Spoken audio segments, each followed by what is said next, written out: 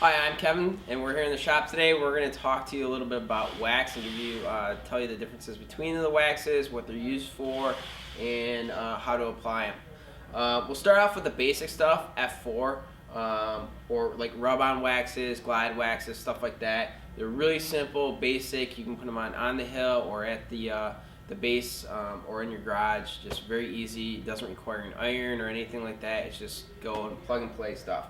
A couple different types of F4s or rub-on waxes. First is going to be like a solid, like this. This you can actually iron on, or you can just rub it on. You just heat it up a little bit, you rub it on the base, and then you'll use a cork to rub it in and polish it.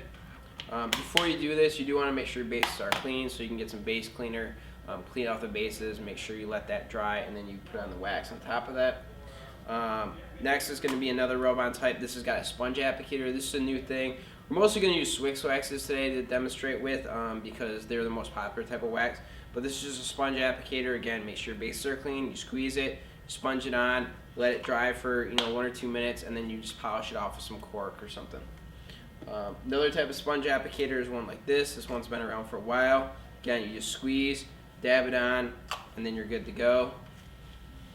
And then there's also a paste one, and this comes with a little applicator where you just dab it on, rub it in the skis, let it dry, and then polish it off.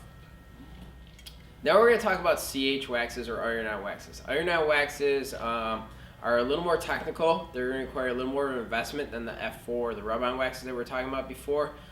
You want it iron, and you want a waxing iron, not a clothing iron. Clothing irons have the holes in them. They're going to clog up with wax. They don't regulate the temperature very well, so they're going to burn up the waxes. These waxes, especially today's waxes, are very temperature specific as far as to what snow conditions they want to be used on, and also to what iron temperatures they need to be set at in order to be used.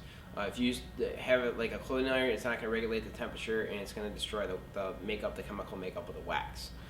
It's also going to require a scraper and some brushes to brush out the wax. So it's a little more of an investment. You're also going to need a vise and a table in order to secure the skis, but it's definitely worth it. Your skis are going to perform much, much better. So we'll start off with the basics. You've got universal iron-on waxes. They come in like usually 2 or 3 different temperature ranges. Like an all-encompassing one that's going to be from, say like 40 degrees Fahrenheit down to like 20 degrees Fahrenheit. And these are snow temps. Snow temps are usually a couple of degrees higher than air temps.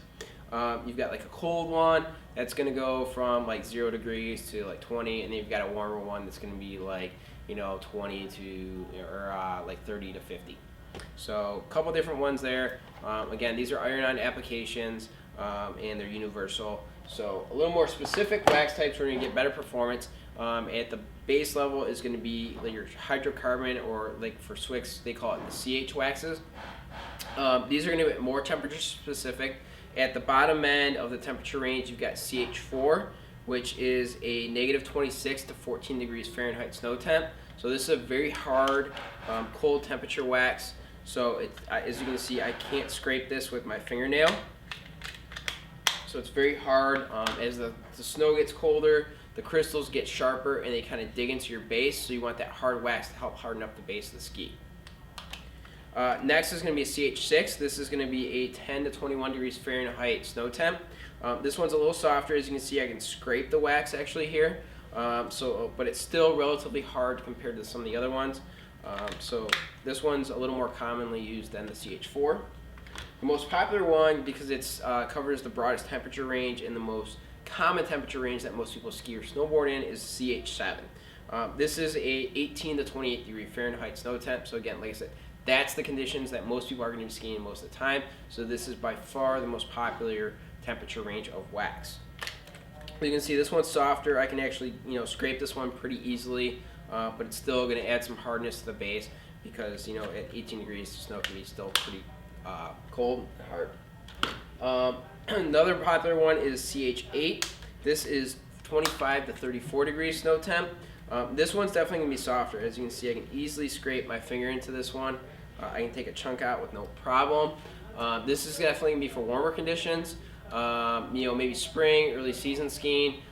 This is also good as a prep wax where you're going to be adding moisture into the base because it is a soft wax. It does get into the base very easily and penetrates the base and adds a lot of moisture in the base. The more moisture you have in the base, the faster you're going to go and the easier you're going to glide. At the warmest end of the spectrum, you've got CH10. This is 32 to 50 degrees, so this is for when the snow is melting. When it's slushy out, spring skiing for sure, this is the type of wax you want. It's very soft. Again, this is good for base prep. I mean, easily dig my nail into this one, take a chunk out. It's a very soft, very porous wax that's going to be very easily absorbed into the base of the skis. Going from there, you get into like the next step up is going to be an LF wax. LF waxes come in the same temperature ranges as the CHs. The difference is here you get into low fluorocarbons. So this is going to be a much faster, better gliding wax. You can use this as a single overlay. But if you want it to perform at its best, you're going to use a CH wax underneath it and then put an LF on top. The CHs are going to penetrate into the base better. The LFs are going to give you a nice good glide. The fluorocarbons are naturally with the moisture away, so it glides very easily again, along the snow. And again, these come in the same temperature ranges as the CHs. They're going to be a little more expensive and they're going to glide much, much better. Step up from there, you get into the HF wax. Again, these come in the same temperature ranges as the CHs and the LFs we just talked about. These are really where you get into the high performance at spectrum of the wax. It's high fluorocarbon content here, so it's really going to wick that snow away, and that fluorocarbon concentrate is what makes the price go up as well. It's a very expensive molecule, therefore it drives the price up, but it's very effective in wicking the moisture away. And like I said, this is really starting to get into your entry-level race waxes. So these are going to be used very sparingly. As you can see, the packages are much smaller here. So it's going to be an overlay. A lot of people, to conserve these, they'll, instead of ironing them in, they'll actually rub them on and then go over it with like a quick iron or a cork brush to get these in to conserve the wax. On that spectrum too, there's also what they call a BD HF wax, or the Black Wolf. These are going to be for dirtier snow, new snow, where it's a coarser snow, man-made snow. These have additives in them which make them faster in those conditions. At the top end of the spectrum, you get into the Sierras. There's a couple different types of Sierras. There's powdered, there's solids, there's now liquid forms. Sierras are going to be applied before the start of a race. They're very expensive. You're going to use them very sparingly. And they're applied right before the start of a race because they don't last very long and they're just getting them really on the top layer of the base. But they're very fast, very effective for race type conditions. There's some other types of wax as well. There's also like some powder waxes like CH3 or an LF3. These are hardening materials. They're not designed to really be used on their own, but they're designed to be added to other layers of wax. A lot of times they're commonly used on the edges of a ski or snowboard to prevent base burn. A lot of times you'll see that chalky white material along the edge of your ski or snowboard. That is called base burn, and it's from the friction against the snow that causes the base material to actually burn. This is a hardening additive that you'll apply to that, and it'll actually help. You'll iron in and mix it with another wax that'll help harden the edge of that ski or snowboard to prevent it from getting base burn. There's also some quick, easy liquid waxes. These are performance liquid waxes as opposed to like the F4s that we talked about before. They're the same way. They're just applied as a rub-on. You squeeze it, sponge it in, let it dry for a couple minutes. But these are going to be more temperature specific. The F4s are all in company temperatures. These are going to be temperature specific, so you're going to get much better performance out of these. One other thing that I mentioned earlier is going to be the base prep. Base prep waxes come in a couple different kinds.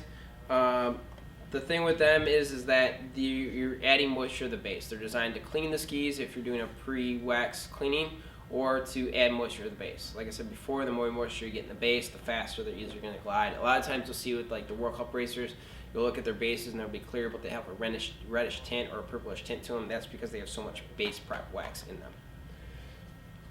One other thing that you can check out if you're just a rec waxer and you don't want to make the investment in a bunch of different kinds of waxes and you just want to test it out, is Swix makes these combi packs, and that's where you get basically 3 different types of wax. You get a CH8 or an LF8, a 7, and a 6 here. And the advantage of that is that you get individual bars. You can get a couple different waxings out of each one bar.